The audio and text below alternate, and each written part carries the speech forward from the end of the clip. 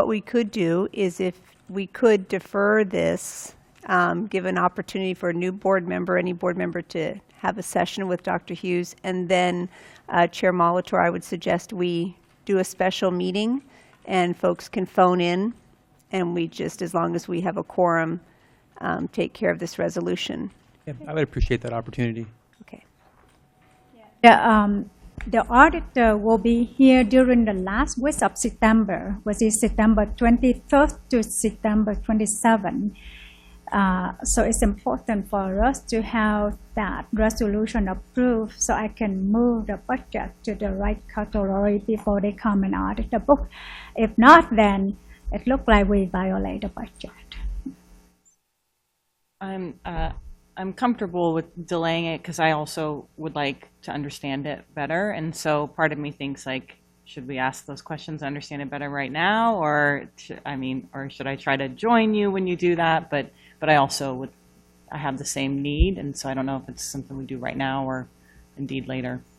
I think the depth of my confusion is not going to be solved in the next 10 to 15 minutes. So to spare all of you that, I would suggest doing it at a later time outside of meeting. Great, and then we can kind of tailor, that session to where your questions lie. Yeah. And remember, this is from the 18-19 budget. It's not this year's. So it's as that budget is getting finalized and trued up for the auditor to now review, these actuals need to be transferred and shifted instead of just guesstimates in June, which is where we were meeting some violations. They weren't extreme violations. It was the kind this auditor just likes it to be a little more precise and on point with things. They weren't violations that had us out of compliance. So if we're going to do that, I would just ask that if you see some commonality of questions among the board members that speak with you, that you bring those clarifications forward to the rest of the board in a memo or something before any meeting. All right, I do like the idea of slowing it down, especially when it comes to the money and budget, so that we all have a clear understanding. So that will address the resolution, but we still have the second part of Dr. Hughes. Is everybody ready for that? Okay. Okay. So the last item is the per site account, Senate Bill 1566. We talked about this one a few months ago, and the site account is an account that designed to reduce payroll rate by having employer deposit extra payment to PER. The Oregon legislature established the fund it called Employer Incentive Fund to encourage public employer to establish side account for the purpose of prepaying per rate in the future. The minimum deposit is $25,000, and the maximum is you can do as much as you want, and they will match up to 25%. So they match up 25%. It not mean guaranteed 25%. This information we received from Oregon Department of Education. If we put in the minimum of $25,000, then they will match us $6,250. So our total side account, minimum side account will be $31,250. The maximum for outside of the district is $18.8 million. So if we have that much money to put into the employer incentive fund, then they will match us $4.7 million. It makes our total maximum side account equal to $23.5 million. Last year, when I received the report from Piper Joffe, our UAL rate at the rate of 210%, but based on the report of December 31st of 2017, our unfunded liability rate dropped down from 210 to 184%. What this means is, this means for employer who have the UAL rate above 200%, then we will qualify to apply for this employer incentive fund during the first 90 days of opening, which is September 3rd to December 1st. Because we are below that rate, so December 2nd is the second round open for any employer that below 200% rate. So if board member interested in this investment, then we can call for work session and we can have Piper Jaffe come in and bring us to a deep level.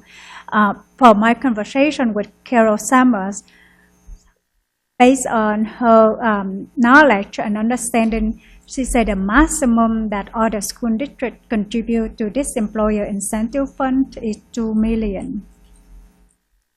In my opinion, I don't think this is a good way based on our school district current situation. We don't have much money available. The only money that available is the 6.8 million in land that we have, but that money is really, if we think we never need to use that money to purchase any future land for the district, then it's okay. But I think we have something going on, right? Yeah. Last thing is this money. So as soon as we invest this money has to be from cash, no borrowing. We cannot borrow money from somewhere for this. And as soon as we invest this money, you have no control over this money. So that was my question. So you're saying like once we put this money into the account, we are then not able to touch it for, was that 20 years? Okay, and so we're putting it into that account. I think I'm missing is it's designed to reduce our payroll tax rate. How is that functioning? So we're going to put that money in there. We essentially, I'm guessing, we're lending money to someone, and then 20 years from now we'll get that money back plus this matching that isn't full matching though. Oregon legislature created account, they call side account or employer incentive fund.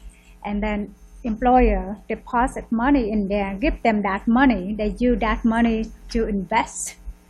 And they promise that they will match in the money up to 25%, but it's not guaranteed. And then we go over the history. I went over the history with Piper Jaffe on the interest rate that we earned over the last few years. The maximum the interest rate go up is 7.2%. So the promise of 25% matching, up to that 25% matching is it's not guaranteed. It's not something guaranteed. So let's say if we invest $2 million, the maximum we receive from that is about 500,000, which is up to 25%. And if we put the money in, it means you don't have any control or you don't see that money in 20 years. The reason it low down the UAL rate is every year we receive the form from Post Department. It lets us know how much we have to pay for the rate for Tier 1, the rate for Tier 2, and the rate for officer with the Tier 3. A few months ago, I present that information, and I can't remember. It's like it go up by around 5.8% for Tier 1 and 6% for Tier 2, something like that. So if we have that money, then that rate is going down, decrease. So instead of 28%, the rate could be 26% or 25%. So I think, a question for you as a board is, one, do we have enough asset to make something like this worth it. There may be some districts that have 15 million more, maybe larger school districts that might say tucking away 3 million, something to receive then this matching, even though you can't touch it for 20 years, could be a helpful thing for a future board to then have come back to them in terms of support for their PERS liability. We have at the most about 6 million from our land sale. If we're not anticipating spending any of that the next 20 years, this could be something you want as a board to think about. What I do know that you've done as a board is you've asked for this to be put in a land bank. There is leaning towards likely we would need to access it in the coming years as a growing district.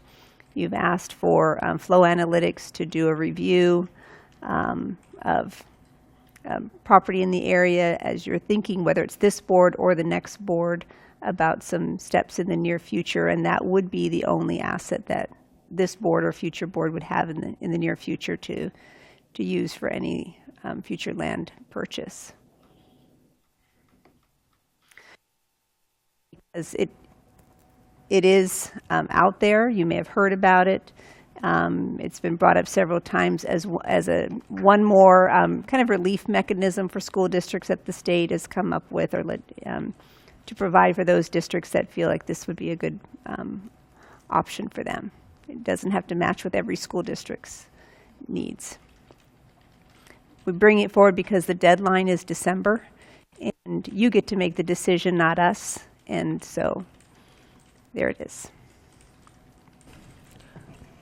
All right. That's all I have. And then just from a process standpoint, then would we then have this brought back to us again, or are you waiting for some sort of indication from the board that there may be interest in this before December? We'll wait for you.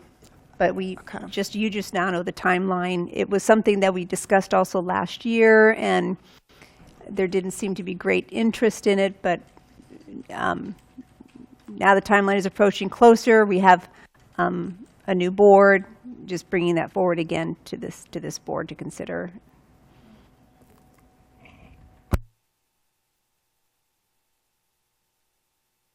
We have $6 billion from the land sale. What rate of investment have we been getting on our money?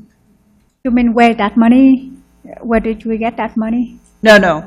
I'm wondering what rate, for instance, what rate of investment? Is there an interest rate on the account that bears that money? Right now, we put that money in the LGIP, the local government investment pool, and we earn 2.75%. So that's the highest interest rate that we earn right now, because other investment is like below 2%. So this would be a higher interest rate, presumably, if the state doesn't screw it up like they did before. Okay.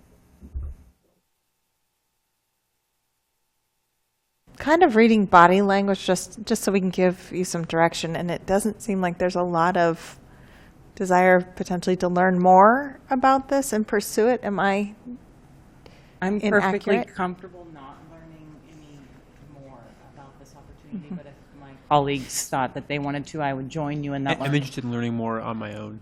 Okay. All right. So should you want to revisit pursuing this, let me know. Okay. And I'll let you know. This will be a very good work session with Piper Javi. Last time with my work session with them, they were sharing that this side account is very much like a Band-Aid for, we bleed and just a Band-Aid. But in order to really fit the problem, they were talking about the pearl bond. We did in the past, in 2004, we went out for pearl bonds. But that will be a great work session just for the knowledge to learn.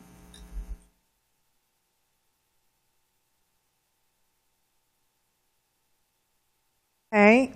And then we will move the proposed resolution for a special meeting in the next week or two. And We will now move on to, oh, yeah, sorry. The privilege of a recess for just 2 or 3 minutes, or I could just go independently. Yeah, we'll take a quick, 3 to 5 minute recess.